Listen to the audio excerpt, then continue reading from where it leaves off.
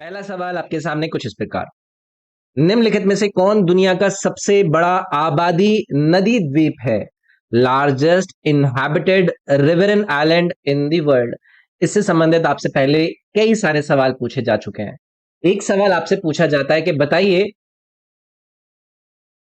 Largest रिवरन island कौन सा है, यानी कि नदी पर बनने वाला एक आइलैंड पूरे विश्व के अंदर सबसे लार्जेस्ट आपको कौन नजर आता है?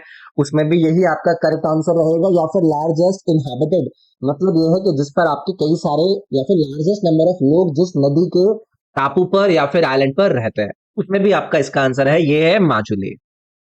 इसको लेकर कई सारे सवाल आपसे पूछे जाता है। दूसरा सवाल पूछा जाता है कि भैया बताइए कि ये कौन सी इंपॉर्टेंट रिवर के ऊपर लोकेटेड है? ब्रह्मपुत्र रिवर पर लोकेटेड है, और इसकी जो लोकेशन आपसे कौन से भारतीय राज्य से अगर पूछी जाएगी तो आसाम आप लोगों को यहाँ पर याद रखना है। इसके अलावा एक और सवाल आपका हाल ही फिलहाल में एक स्टेट पीसीएस के एग्जाम के अंदर पूछा गया था। बताइए कि दिए गए चार विकल्प में से मजोली आइलैंड से संबंधित कौन सा स्टेटमेंट करेक्ट है? और वहां पर एक स्टेटमेंट आपको दिया गया था कि मजोली आइलैंड का एक रिच कल्चरल हेरिटेज रहा है, और उस रिच कल्चरल हेरिटेज को किस नाम से जाना जाता है? तो आप लोगों को वहां पर वैष्णविक जो मोनेस्ट्रीज है वो लेकर जाना जाता है। तो एक सवाल आपका 2016 में इससे रिलेटेड एसएससी के एग्जाम्स में पूछा गया था कि बताइए कि भारत के कौन से आइलैंड को एक डिस्ट्रिक्ट घोषित किया गया है?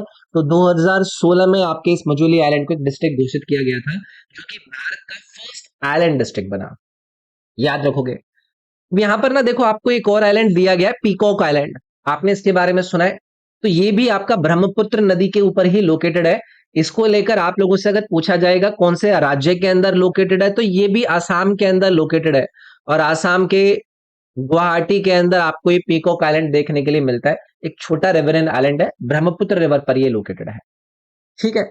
इस पीकॉक आइलैंड के बारे में एक सवाल आप लोगों से पूछा गया था कि बताइए दिए गए चार विकल्प में से भगवान शिव को डेडिकेटेड एक इंपॉर्टेंट टेम्पल, उस इंपॉर्टेंट टेम्पल का आप लोगों को याद रखना है, उमा नंदा टेम्पल। बताइए कि ये कहां पर लोकेटेड है? तो इस पीकॉक आइलैंड पर आपको इसका आंसर मार्क करना था। इस पीकॉक आइलैंड को लेकर आप लोगों से एक और इंपॉर्टेंट सवाल एक इंपॉर्टेंट फैक्ट के रूप में पूछा जाता है, वो पूछा जाता है कि बताइए स्मॉलेस्ट इन हैबिटेड आइलैंड पूरे विश्व के अंदर कौन सा है? आपका पीकॉक आइलैंड रहेगा। तो इसको लेकर कई आपके सवाल पूछे जा सकते हैं। फिर ये एक वानी आइलैंड के बारे में आपको यहाँ पर दिया गया है।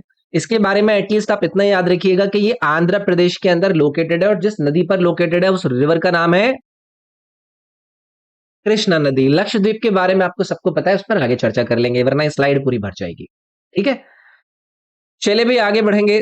दाएं हाथ के अंगूठे के नियम में अंगूठा किस दिशा की ओर संकेत करता है? तो आप लोगों ने आपके फिजिक्स के अंदर राइट हैंड थंब रूल के बारे में पढ़ा होगा, और आपको ये पता लगाने के लिए बोल रहे हैं कि बताइए कि जो थंब की डायरेक्शन होती है वो बताइए किसकी डायरेक्शन को एक्सप्लेन करती है या फिर दर्शाती है? तो ये जो राइट हैंड थंब रूल हुआ करता था ना, इससे हम क्या डिटरमाइन करते थे? जो मैग्नेटिक फील्ड होता था उसकी डायरेक्शन के बारे में पता लगाने के लिए इस राइट हैंड थंब रूल को डिटरमाइन किया गया था। ठीक है, कि भैया जो करंट की डायरेक्शन है उसके रिलेटिव मैग्नेटिक फील्ड यानी कि चुंबकीय क्षेत्र की दिशा क्या होगी? इस रूल के अंदर जो थंब है ना, वो किसकी डायरेक्शन को पॉइंट करता है? विद्युत की धारा यानी कि करेक्ट करंट की जो डायरेक्शन है उसको पॉइंट करता है। और जो फिंगर्स होती हैं, जो फिंगर्स कर्ल होती हैं आपके कंडक्टर के अराउंड में, वो आपका इंडिकेट करती हैं जो मैग्नेटिक फील्ड रहेगा या फिर मैग्नेटिक फील्ड्स की जो डायरेक्शन रहेंगी उनको इंडिकेट करेंगे। तो ये करंट की धारा को थंब रूल के अंदर थंब आपका इंडिकेट करता है। ये आपसे सवाल यहाँ पर पूछ रहे हैं। तो ये एक प्रकार का थ्री डायमेंशनल रिलेशनशिप था, जिसमें आपका मैग्नेटिक फील्ड इंक्लूड रहता था, इसके अलावा करंट इंक्लूड रहता था, और इसमें इलेक्ट्रोमैग्नेटिज्म का जो एक प्रकार से फेज है उसके बारे में आपको पता चलता है। ठीक है, तो करंट, मैग्नेटिक फील्ड या फिर जो इलेक्ट्रोमैग्नेटिज्म है उसको विजुलाइज कराने का ये एक 3D रिलेशनशिप है। तो याद रखेंगे भाई। चलिए आगे बढ़ते हैं। एक चित्र दिया गया है यार आप लोगों को। इस चित्र में ये आपसे पूछ रहे हैं कि क्लोरोप्लास्ट के बारे में बताइए कि इसमें दिया गया है। ए ऑप्शन में ये है, बी ऑप्शन में ये है, सी ऑप्शन में ये और डी ऑप्शन में ये। अगर आप लोगों ने बायोलॉजी सीरियसली पढ़ी होगी, कोई वीडियो क्लास से उसका जो कंटेंट है वो कवर किया होगा, तभी आप इसका आंसर कर सकते थे। आधे लोग नहीं आइडिया लगा पाते हैं। तो भाई देखो, जब कभी भी क्लोरोप्लास्ट के बारे में आप लोगों से पूछा जाए तो ये एक जीवाश्म में एक ऑर्गेनल है जो कि आपके किस में पाए जाते हैं, प्लांट सेल्स के अंदर पाए जाते हैं। ठीक है, प्लांट सेल और जो यूकैरियोटिक एल्गे होते हैं उसमें पाए जाते हैं। और ये आपका क्या कंडक्ट करते हैं, जो प्रकाश संश्लेषण होता है, यानी कि जो फोटोसिंथेसिस होता है, उसको ये आपका कंडक्ट करता है। इसमें आपको क्लोरोफिल देखने के लिए मिलता है। क्या देखने के लिए मिलता है इसमें आपको? क्लोरोफिल, जो कि एक ग्रीन पिगमेंट होता है, जिसकी वजह से ये लाइट जो एनर्जी होती है उसको कैप्चर कर पाता है। तो ये है भाई आपका एक प्रकार से जो इलस्ट्रेशन है क्लोरोप्लास्ट का। ऑप्शन नंबर सी में आपको ये दिया गया है, मतलब ये वाला सी जो है ऑप्शन आपका वन करेक्ट हो जाएगा इसमें। ठीक है, तो इनके सराउंड में ना ये जो आपको नजर आ रही है, ये एक डबल मेम्ब्रेन होती है, इसमें इसका खुद का डीएनए होता है जो कि माइटोकॉन्ड्रिया के सिमिलर होता है। ठीक है, चलिए जी आगे बढ़ेंगे। गाय के दूध में लगभग 80% कुल प्रोटीन के लिए उत्तरदायी मात्रात्मक और पोषण दोनों दृष्टिकोणों से सबसे महत्वपूर्ण प्रोटीन घटक कौन सा है? इन चार में से आपको बताना है कि most important protein component milk के अंदर, जो कि बोथ क्वांटिटेटिवली और न्यूट्रिशनली देखने के लिए मिलता है, जो कि लगभग 80% अकाउंट करता है टोटल प्रोटीन का बोवाइन मिल्क के अंदर, आपका गाय के मिल्क के अंदर। तो सबसे अबंडेंट प्रोटीन मिल्क के अंदर आपको देखने के लिए मिलता है केसन। ठीक है, जो कि लगभग 80% टोटल जो कंटेंट होता है प्रोटीन का बोवाइन मिल्क के अंदर, गाय के दूध के अंदर, उसका आपका केसन नजर आता है। तो अगर हम इसको पोषक पॉइंट ऑफ व्यू से देखें, न्यूट्रिशनली देखें, तो हाई क्वालिटी इसके अंदर रिच कॉम्पोजिशन आपको नजर आती है। जितने भी इंपॉर्टेंट अमीनो एसिड्स की रिक्वायरमेंट होती है ना बॉडी को, वो आपको इसमें देखने के लिए मिलता है। तो ये काफी स्लो डाइजेस्टिंग और काफी सस्टेन्ड रिलीज करता है अमीनो एसिड्स को, जो ब्लड स्ट्रीम होती है उसके अंदर। तो याद रखोगे भी इसमें केसिन का नाम। ठीक है, चलिए आगे बढ़ेंगे। दूरसंचार विभाग द्वारा मोबाइल टावरों को ईएमएफ उत्सर्जन अनुपालन पर जानकारी साझा करने के लिए कौन सा वेब पोर्टल लॉन्च किया गया था? भी यार होता है क्या है ना, हाल फिलहाल में कभी भी अगर किसी भी आपकी संस्था के द्वारा कोई भी important portal, application, initiative, scheme कुछ भी लॉन्च करा जा रहा है, तो आप लोगों को याद रखना है। तो डिपार्टमेंट ऑफ टेली कम्युनिकेशन के द्वारा एक वेब पोर्टल लॉन्च करा गया था जिसका नाम था तरंग संचार। क्या करने के लिए? कि भाई ये इंफॉर्मेशन शेयर करना चाहते हैं मोबाइल टावर्स पर एंड ईएमएफ इमिशन कंप्लायंसेस पर। तो ऐसे कोई भी इनिशिएटिव नजर आए तो आप लोगों को देखना है कि भाई उसका नाम क्या है, उसका उद्देश्य क्या है, उसमें क्या क्या काम होगा। ठीक है, चलिए जी आगे बढ़ेंगे। निम्नलिखित में से कौन फिशर का विनिमय समीकरण है? Fisher's equation of exchange. इन्होंने पूछा इन चार में से आप लोगों से, बताइए कि वो क्या है। अगर किसी को नहीं पता है बिल्कुल मत घबराइएगा। होता है क्या है ना, अगर आप में से किसी ने भी इकोनॉमिक्स के सब्जेक्ट को अच्छे से पढ़ा होगा, तो किसी भी अर्थव्यवस्था के अंदर जो मनी सप्लाई, आपका वेलोसिटी ऑफ मनी, इन सबके बीच में एक रिलेशन स्टैब्लिश करा जाता है इस M V equals to PT से। अब यहां पर ये पूछ सकते हैं कि ये जो एम है ये क्या दर्शा रहा है? तो किसी भी अर्थव्यवस्था के अंदर जो मनी सप्लाई है वो आपका इंडिकेट करेगा ये एम। आपका ये जो वी यहां पर एम के साथ यहां पर मल्टीप्लीकेशन में है, ये आपका रिप्रेजेंट करता है जो मनी की वेलोसिटी है, या फिर वेलोसिटी ऑफ मनी है। मैं यहां पर लिख देता हूं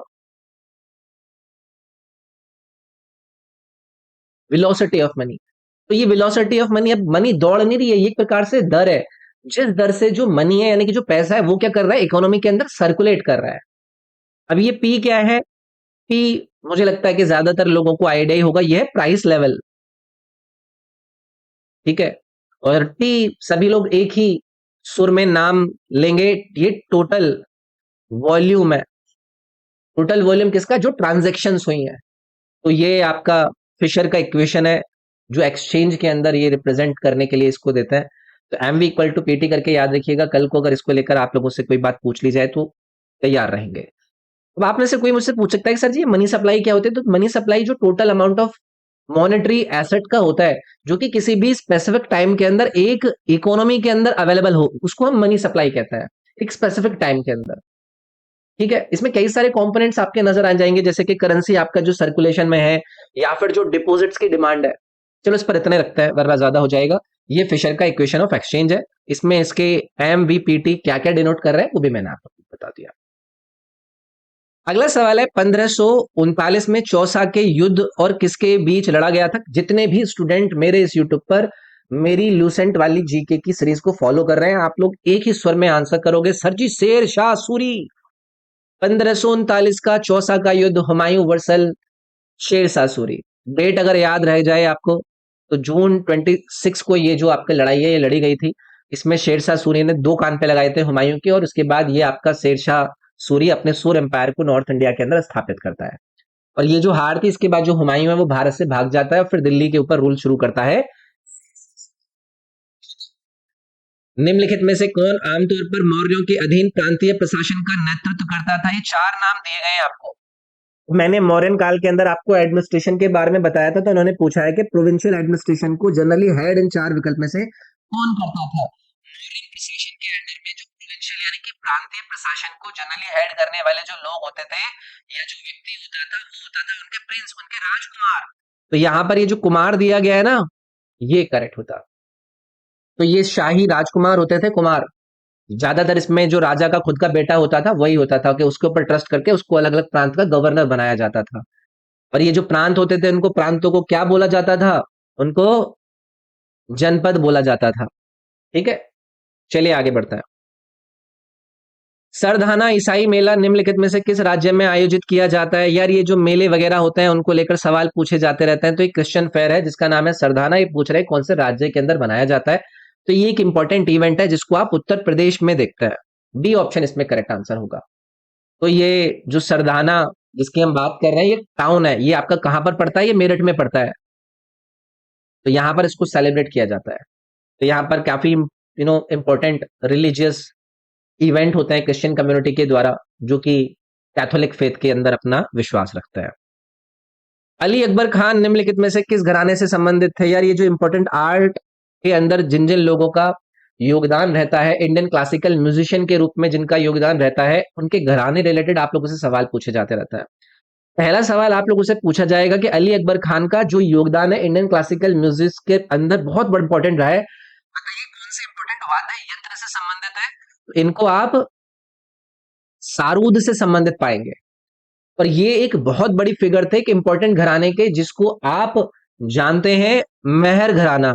पर मेहर घराना को लेकर आप लोगों को याद रखना है कि इनके पापा के द्वारा इसको फाउंड किया गया था, जिनका नाम था अलाउद्दीन खान।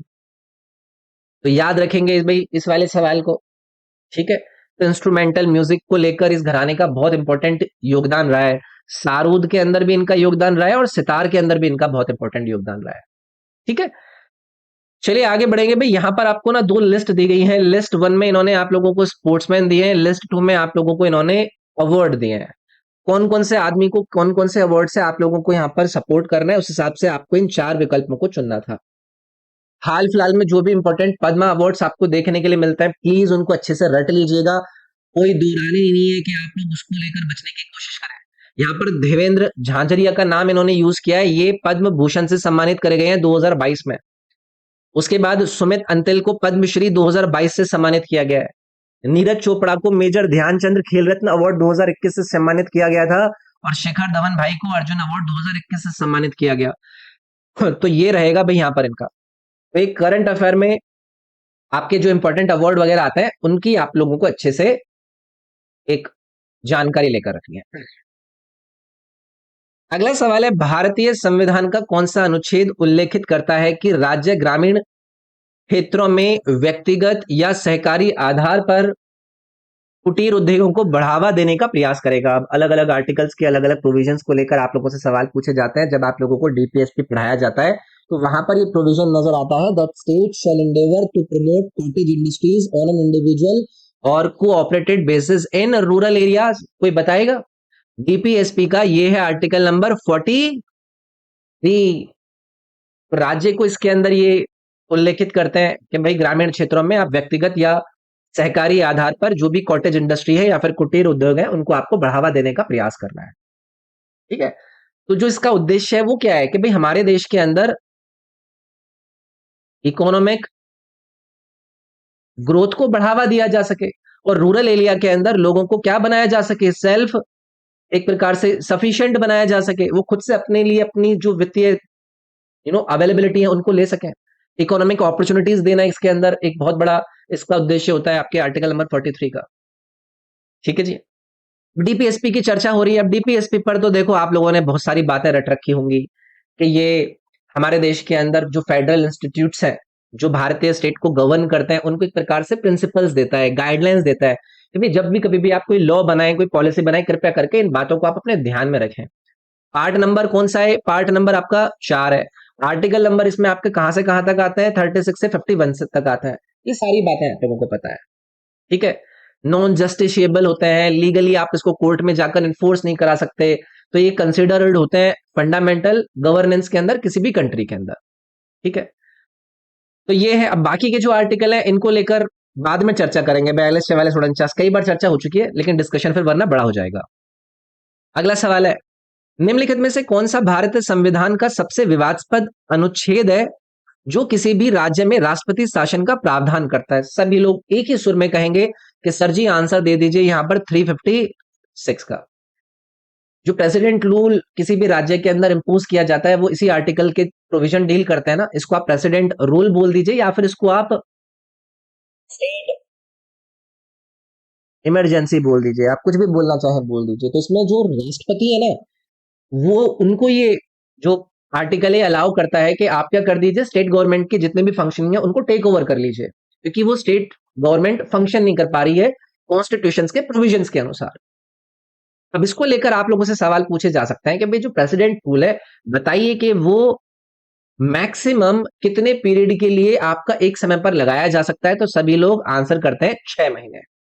और फिर इसको आप एक्सटेंड भी कर सकते हैं, लेकिन एक्सटेंड करते करते ऐसा नहीं है कि हमेशा के लिए कर सकते हैं, आप इसको मैक्सिमम 3 साल तक एक्सटेंड कर सकते हैं। पार्लियामेंट का आपको बीच में इसमें अप्रूवल लेते रहना होता है। तो ये आप लोगों को 356 आर्टिकल को लेकर याद रखना है। वैसे ही यहां पर आपको 352 नंबर आर्टिकल है, इसमें जो नेशनल इमरजेंसी है उसका प्रोक्लेमेशन किया जाता है। नेशनल इमरजेंसी, राष्ट्रीय आपातकाल का इसके अंदर प्रोक्लेमेशन किया जाता है। और ये जो नेशनल इमरजेंसी है इसको वॉर के दौरान, एक्सटर्नल एग्रेशन के दौरान या फिर आर्म्ड रिबेलियन के दौरान डिक्लेयर करा जाता है। तो ये भी आसान है, इसमें भी किसी को इश्यू नहीं होना चाहिए। एक आर्टिकल यहां पर इन्होंने दिया 358। ये क्या कहता है? इंपॉर्टेंट है, याद रखिएगा। ये प्रोवाइड करता है कि जो आपको आपके आर्टिकल नंबर 19 के अंदर राइट्स दिए गए हैं उनको सस्पेंड करने के इसमें आपको यहां पर प्रोविजंस नजर आते हैं किसी भी नेशनल इमरजेंसी के दौरान। तो ये कहता है कि भाई कभी भी अगर नेशनल इमरजेंसी ऑपरेशन में है तो आर्टिकल नंबर 19 के अंदर कोई भी ऐसी चीज नहीं है जिसको आप स्टेट को पावर उसकी रिस्ट्रिक्ट करने का मौका दें। ठीक है जी। चलो आगे बढ़ते हैं। नीचे वायुमंडलीय स्तरों में धुएं या धूल के कणों पर जलों की बूंद का घना समूह क्या कहलाता है? आसान है। A dense mass of water drops on smoke और dust particles in the lower atmosphere layer is referred as, उसको कहा जाता है स्मॉग, जो आपको दिल्ली एनसीआर के अंदर देखने के लिए मिलता है। तो ये एक इंटेंस एयर पोल्यूशन होता है। सर्दियों और दिवाली के बाद ये आपको आमतौर पर देखने के लिए मिलता है। तो इसमें आपको क्या क्या चीज नजर आती है? इसमें आपको स्मोक नजर आएगा और इसमें आपको क्या नजर आएगा? फॉग। और ये दोनों मिलकर इसको बना देते हैं क्या? स्मॉग। कई बार इसको लेकर आप लोगों से सवाल पूछे गए हैं। अब इसमें देखो और भी कई सारी चीजें, यहाँ पर एक ऑप्शन दिया गया है आपको मिस्ट। मिस्ट क्या होता है? इसके अंदर ना आपको स्मॉल ड्रॉपलेट्स नजर आती हैं। मैं यहाँ पर लिख देता हूँ, इसमें आपको स्मॉल ड्रॉपलेट्स नजर आएंगी जो कि आपकी एयर में सस्पेंडेड होती हैं, एयर में फैली हुई होती हैं। तो ये आपका कब क्रिएट होता है? जब ना कुछ वार्म और ना जो मॉइस्ट एयर है वो सडन ना उसका कूलिंग शुरू हो जाए। तो ये काफी डेंस होती है फॉग से, और इसमें जो विजिबिलिटी है वो क्लियर होती है फॉग की कंडीशन। तो इसको हम कहते हैं मिस्ट। एक ऑप्शन यहां पर दिया गया है आपको ब्लिजार्ड। ये स्नो स्टॉर्म होता है, बर्फीला तूफान होता है, जिसमें आपकी स्ट्रॉन्ग सस्टेन जो विंड्स होती हैं वो लगभग 35 किलोमीटर प्रति घंटा की रफ्तार से चल रही होती हैं। 35 नहीं, 35 माइल पर आवर से चल रही होती हैं, लगभग 56 किलोमीटर। फ्रॉस्ट क्या होता है? ये पाला होता है। पाला क्या होता है? ये एक थिन लेयर होती है आइस की, थिन लेयर ऑफ आइस, जो कि आपको सॉलिड सरफेस के ऊपर देखने के लिए मिलती है जब जो टेम्परेचर है वो फ्रीजिंग के नीचे चला जाता है। चलिए जी आगे बढ़ते हैं। भक्ति प्रदीप कुलकर्णी का संबंध बताइए इन चार विकल्प में से किससे है? भक्ति Pradeep Kulkarni is associated with which of these following states? Current affair में कभी भी किसी भी ऐसे इंपॉर्टेंट व्यक्ति का आप लोगों को जिक्र सुनने के लिए मिले तो आप लोगों को याद रखना है कि चेस के क्षेत्र में इनका बहुत इंपॉर्टेंट योगदान रहा है। ठीक है, इन्होंने इंडिया को कई जगह पर रिप्रेजेंट किया है, इंटरनेशनल चेस टूर्नामेंट्स में इन्होंने भारत को रिप्रेजेंट किया है, जहां पर इन्होंने कंट्री का नाम भी मतलब ऊपर दर्जे पर पहुंचाया है। ठीक है, तो ये फीमेल है, इनका नाम है भक्ति प्रदीप कुलकर्णी, चेस से इनका संबंध है। आगे बढ़ेंगे। संगीत भी देखो, ये जो मैंने आप लोगों से पीछे डिस्कशन किया ना, पर्सनालिटीज के नाम सुनने मिलते रहते हैं, या तो उनका निधन हो गया हो, उनको कोई अवार्ड दिया गया हो, तो ऐसे समय पर पूछ लिया जाता है। इसे देखेंगे यार। संगीत एकेडमी द्वारा 1947 में संगीत कला निधि से सम्मानित किए गए निम्नलिखित में से सबसे युवा प्राप्तकर्ता कौन थे? Who among the following was the youngest recipient of the संगीत कला निधि awarded by Music Academy in 1947? अब आप लोग बोलोगे कि सर जी ऐसे कितने पुराने पुराने सवाल हमसे पूछ रहे हैं, तो देखो ये कार्नेटिक म्यूजिक के अंदर एक बहुत बड़े वोकलिस्ट के रूप में जाने गए हैं। इनका जो कंट्रीब्यूशन है हमारे देश के क्लासिकल म्यूजिक को लेकर वो बहुत इंपॉर्टेंट है। तो इनको संगीत कलानिधि अवार्ड से सम्मानित किया गया था 1947 के म्यूजिक एकेडमी के अंदर। नाम है इनका सेम्मागुडी राधाकृष्ण श्रीनिवास अय्यर। ठीक है, तो ये सिर्फ 39 एज के थे जब इन्हें ये अवार्ड यहाँ पर दिया गया था, तो याद रखना है भाई। बक्सर का युद्ध किस वर्ष लड़ा गया था? सभी लोग एक ही स्वर में कहेंगे कि सर जी आप हमसे डेट भी पूछ लीजिए और आप हमसे साल भी पूछ लीजिए, तो ये 1764। कल ही हम अपना डिस्कशन कर रहे थे ना ल्यूसेंट वाली मॉडर्न इंडियन हिस्ट्री की, जो एडवेंट ऑफ यूरोपियंस वाली क्लास थी, उसमें इस पर खूब सारा डिस्कशन हुआ था। तो इसमें ब्रिटिश ईस्ट इंडिया कंपनी थी और उनके सामने जो मुगल एम्परर था शाह आलम टू, तो यहाँ पर एक तरफ थी ईस्ट इंडिया कंपनी और दूसरी तरफ था Mughal emperor Shah Alam two, Nawab of Awadh और नवाब ऑफ बंगाल। नवाब ऑफ बंगाल भी भाई साहब इसमें सुजाउद्दौला, नवाब नवाब जो अवध के थे वो सुजाउद्दौला थे, और फिर बंगाल के कौन थे? मीर कासिम था ना भाई। तो इनके बीच में लड़ाई थी, है ना। इसमें ब्रिटिश ईस्ट इंडिया कंपनी जीत जाती है और फिर अपनी पोजीशन को भारत में और सॉलिडिफाई करती है। निम्नलिखित में से किस राज्य सरकार ने मई 2021 में अंकुर योजना शुरू की थी, जिसमें सार्वजनिक रूप से पौधे लगाने और उनकी देखभाल करने पर लोगों को पुरस्कृत किया जाता है? अलग अलग राज्य सरकारों की इंपॉर्टेंट स्कीम्स को लेकर आप लोगों को अपने आप को अवेयर रखना है हमारे इस यूट्यूब चैनल पर कराए जाने वाले करंट अफेयर में, और जो मेरे एप्लीकेशन पर डेली करंट अफेयर के आपको क्विज में देता हूं, उन पर ऐसे इंपॉर्टेंट न्यूज को मैं आपके साथ साझा करता हूं। तो ये 2021 की स्कीम है जो कि मध्य प्रदेश सरकार के द्वारा चलाई गई थी, अंकुर स्कीम।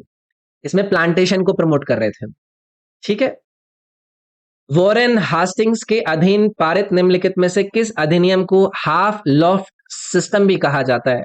हाफ लोफ सिस्टम के नाम से जाने जाने वाले हॉरन हास्टिंग के दौरान पास किए गए एक्ट का आप लोगों को नाम बताना है भाई। ये है आपका पिट्स इंडिया एक्ट 1784।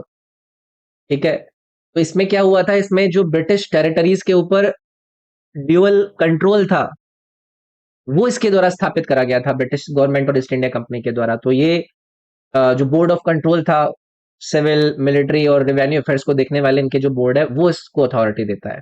तो इसको ये हाफ लोक सिस्टम के नाम से भी जानते हैं। और क्योंकि ड्यूअल सिस्टम गवर्नेंस का भारत के अंदर स्थापित कर रहे थे और ईस्ट इंडिया कंपनी के पास कमर्शियल फंक्शंस और पॉलिटिकल एक्टिविटीज इससे सेपरेट हो रही थी, तो याद रखेंगे इसको।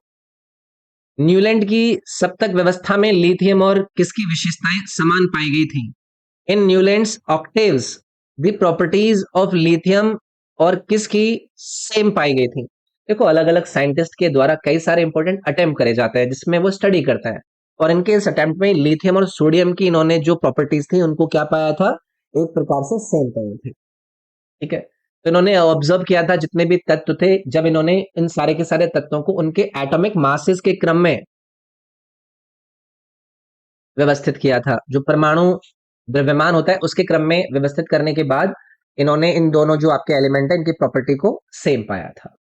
ठीक है, अगला सवाल है, भारत ने निम्नलिखित में से किन वर्षों में एशियाई खेलों की मेजबानी की? हम एशियन गेम्स की होस्टिंग को लेकर भारत का नाम पूछ रहे हैं। तो पहली बार भारत होस्ट करता है 1951 में, लेकिन दूसरी बार भारत के द्वारा जो गेम्स को होस्ट किया गया था वो था 1982। तो 91 और 82 ये 2 साल आपको याद रखने हैं जिस समय पर इन एशियन गेम्स को भारत के अंदर होस्ट किया गया। ठीक है। निम्नलिखित में से कौन सा आंदोलन भारत में बड़े और छोटे किसानों के बीच क्षेत्रीय असमानता का कारण बना?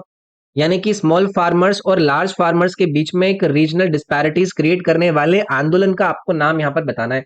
एक बेहद इंपॉर्टेंट आंदोलन जिसको हम हरित क्रांति यानी कि ग्रीन रेवोल्यूशन के नाम से जानते हैं। तो यहाँ पर रिसर्च डेवलपमेंट टेक्नोलॉजी के इनिशिएटिव्स को लेकर आना 1940 और 1960 के बीच में इंपॉर्टेंट काम चले थे। तो पूरे वर्ल्ड वाइड एग्रीकल्चर प्रोडक्शन को इससे इंक्रीज किया गया था, स्पेशली उन कंट्रीज के अंदर जो कि डेवलपिंग कंट्रीज थे। भारत के अंदर ये जो ग्रीन रेवोल्यूशन है ये लॉन्च करा जाता है कब? 1960s में, जहां पर हाई यील्डिंग वेराइटीज जो सीड्स होता है उससे उसको लाया गया, जो फर्टिलाइजर्स है उनके यूज को यूज किया गया, फूड प्रोडक्शन में जो इरिगेशन के मेथड्स होते हैं उनको लाया गया। तो ये एक इंपॉर्टेंट इवेंट है जिसके जरिए एक प्रकार से जो ये रीजनल डिस्पैरिटीज थी लार्ज और स्मॉल फार्मर्स के बीच में उसको कम करा गया। हरित क्रांति।